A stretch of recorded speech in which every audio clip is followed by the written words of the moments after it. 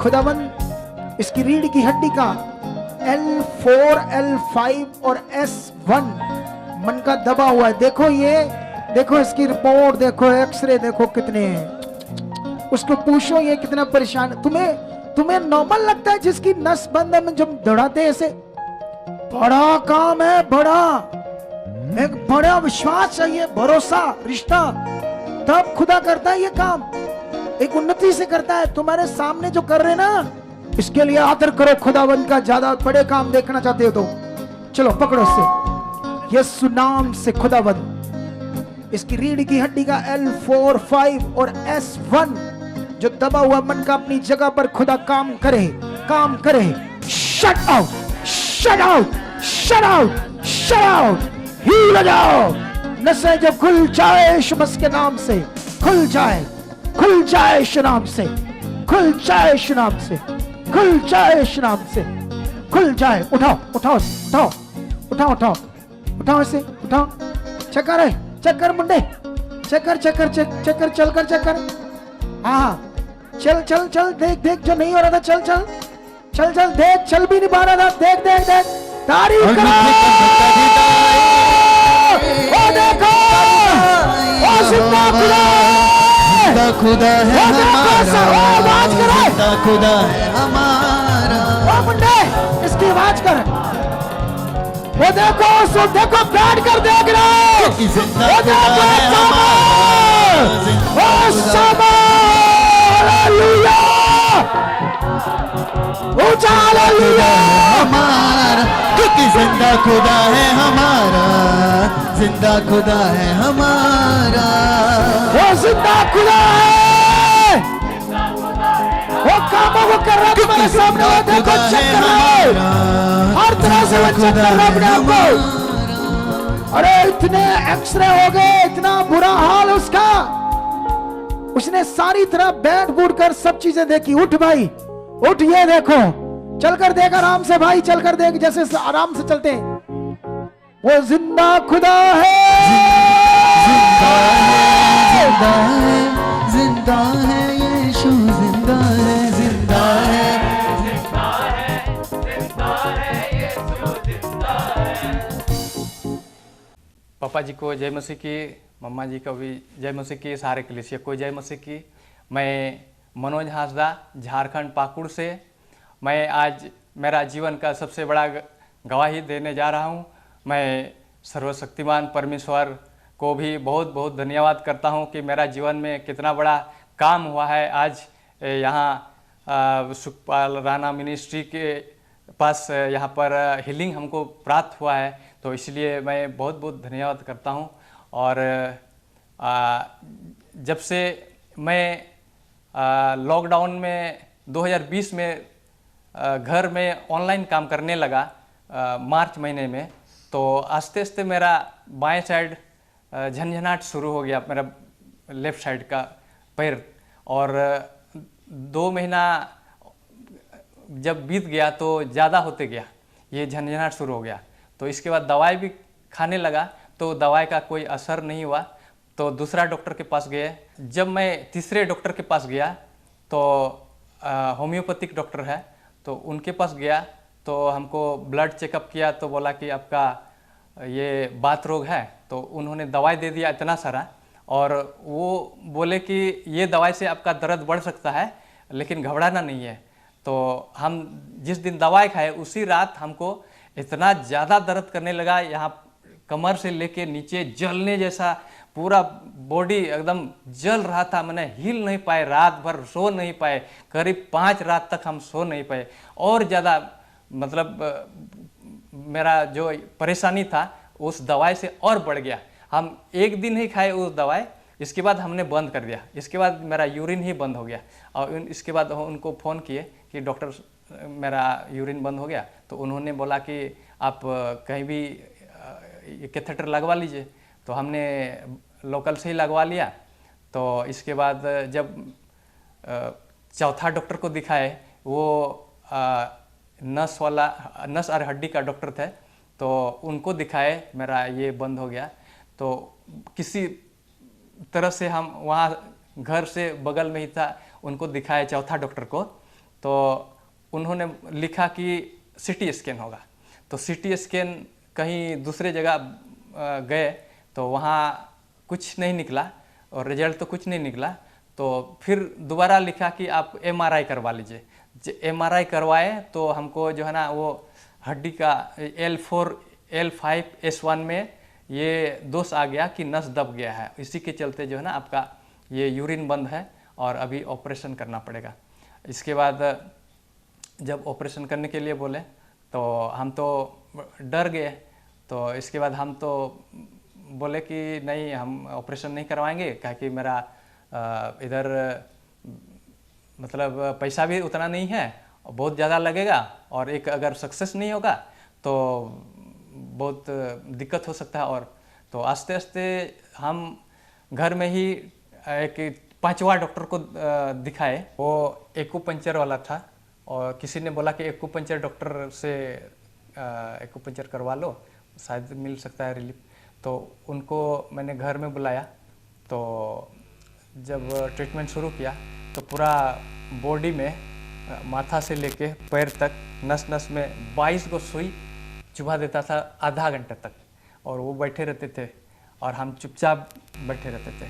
तो ऐसा करते करते बहुत ज़्यादा खर्चा हो गया। तो मैंने 10 दिन का वो 8,000 लेता था, 10 दिन का। फिर अगर 10 दिन में अगर रिलीफ नहीं मिला तो फिर 10 दिन बढ़ाएगा, फिर 8,000, फिर 10 दिन करते करते 1 महीना हो गया तो कोई रिलीफ नहीं मिला। करते करते हम 5 महीना तक ट्रीटमेंट दिए, वो एक्यूपंक्चर वाला, कोई रिलीफ नहीं मिला। तो इसके बाद हम खर्चा तो बहुत चला गया, कोई रिलीफ नहीं मिला। उसके बाद हम बोले कि यार नहीं करेंगे, नहीं सकेंगे, पैसा भी मेरा बहुत चला जा रहा है, कोई दवाई तो नहीं दे रहे हैं लेकिन कोई रिलीफ नहीं मिल रहा है, इसलिए उनको भी हटा दिए। 5वां डॉक्टर के पास जब रिलीफ नहीं मिला, वो एक्यूपंक्चर डॉक्टर के पास 5 महीने तक ट्रीटमेंट चला।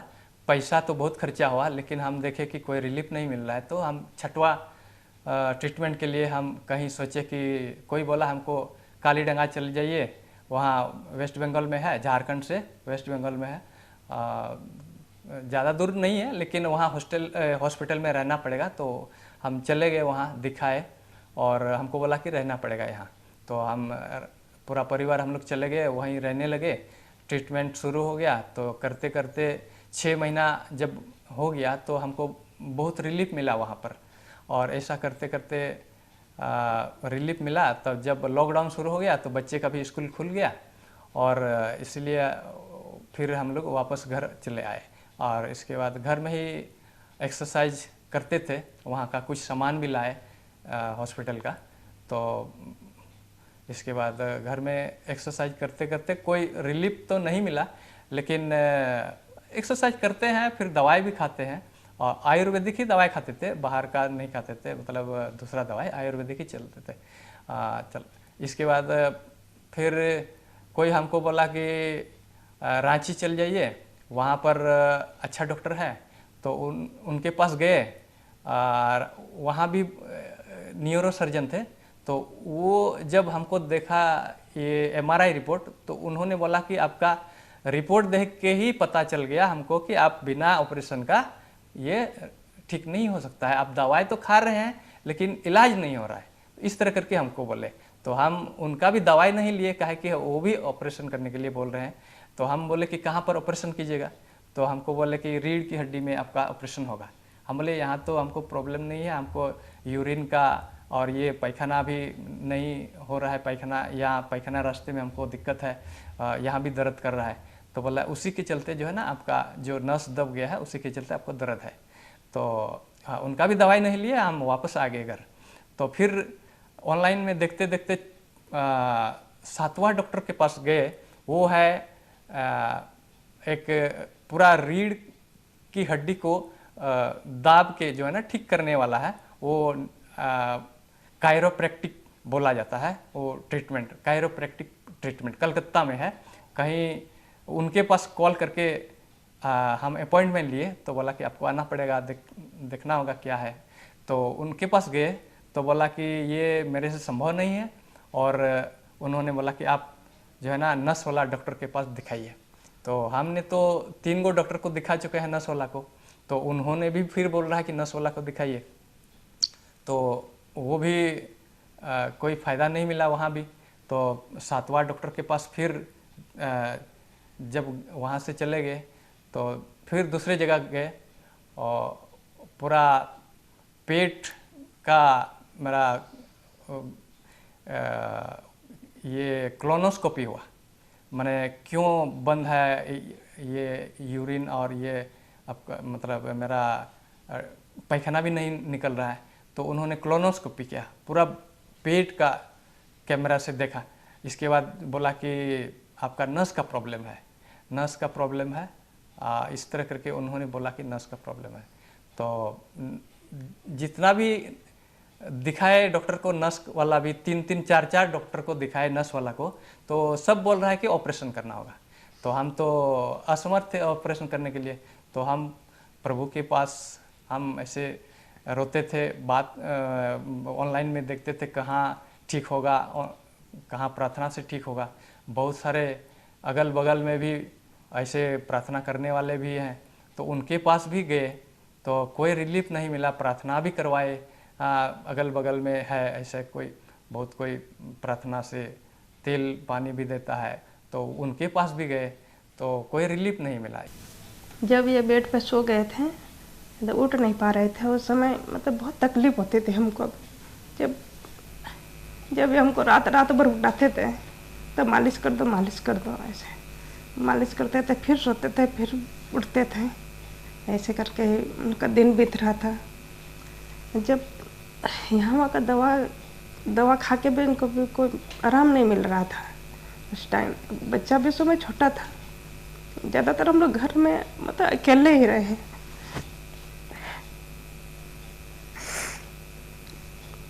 कभी सास ससुर आते थे, कुछ दिन रहते थे, फिर चल जाते थे गांव। तो सब कुछ मतलब घर का हम ही को देखना पड़ता था उस टाइम। जब मैं अपने पति को तकलीफ में देखती थी तो बहुत रोती थी।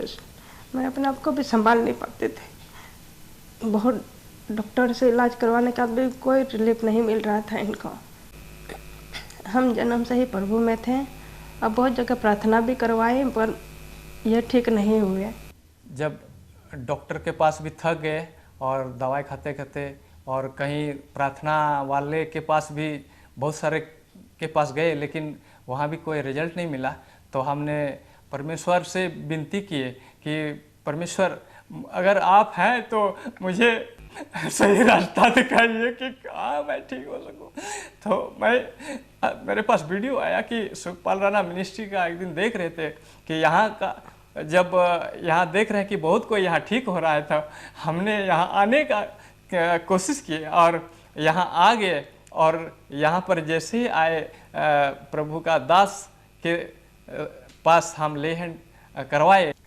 प्रभु के दास ने जब मुझे लेहन किया और इसके बाद इतना रिलीफ मिला हमको, जब जो दर्द था वो भी ख़त्म हो गया। और जो हमने चेक किया कि कहीं दर्द है क्या, इतना ज़ोर ज़ोर से कूदने लगे, जबकि हम कूद नहीं पा रहे थे, हम दौड़ नहीं पा रहे थे, कोई दर्द नहीं हो रहा था। इस तरह करके हमको इतना रिलीफ मिला। बैठ के भी हम देखे कि कहीं दर्द नहीं हो रहा है। इस तरह करके प्रभु ने हमको छू लिया, सारा पाप मिटा दिया हमको। प्रभु ने सारा रोग का हमको मेरा शरीर से हटा दिया।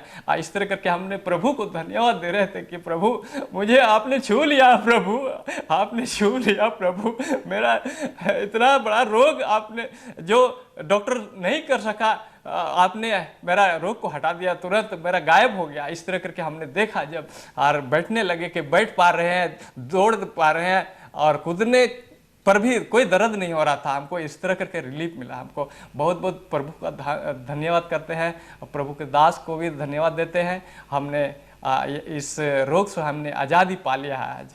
थैंक यू, बहुत बहुत धन्यवाद आप सभी को। थैंक यू पापा जी को, थैंक यू माँ जी को भी, थैंक यू। जय मसीह।